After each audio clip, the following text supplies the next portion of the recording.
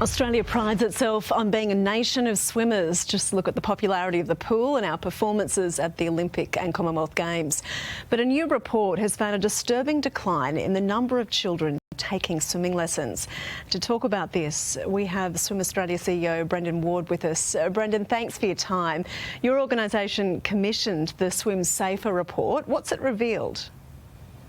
Well, it's actually revealed some very alarming statistics, and one of those is that 56% of families say that they are not confident that their children could actually get out of an emergency situation in the water. Nearly half of all parents said that their children are not currently in swimming lessons, and when you combine those two things together, that could absolutely lead to tragedy.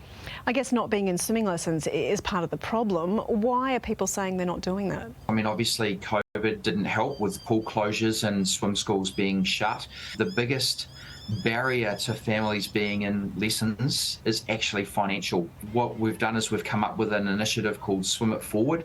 It's been operating for a couple of years now. People can donate for another Australian family that might be in need to actually access swimming lessons. I've got 2 children in swimming lessons. It is not cheap. It adds up very quickly. Is it more of a case, though, that perhaps governments and schools should actually be providing these lessons, given that we are a country surrounded by water?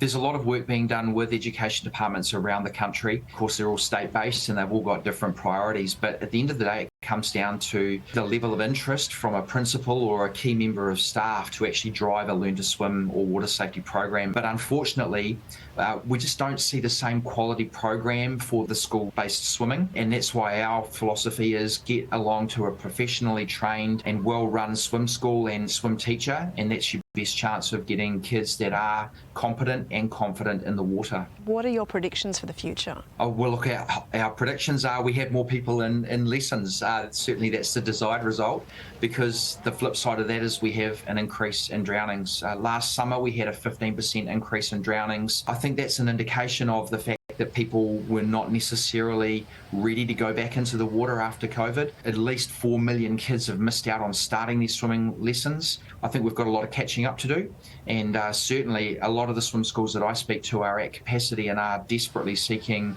swim teachers, and so there's a real opportunity for us to build the number of teachers and then increase the number of lessons. As a journalist, out of all the stories I've covered and been sent to, the most confronting have been drownings. Why is that message not getting through? Unfortunately, I've had to do independent reviews of a number of drowning incidents, and it's actually referred to as the silent death. People imagine that a child will be thrashing around and there'll be lots of splashing water and lots of noise, and that's just not the way it happens. Look, I don't know why the message is not getting through, but it really needs to. We've already had 339 deaths in Australia for water-related activities this year. I know internationally 269,000 people drown each year globally, and it is something that we absolutely need to address. And the best way to do that is through learning to swim and those water safety skills. I hope the message gets through, and we hope that that trend can be reversed then. Brendon, thank you for your time. Thank you.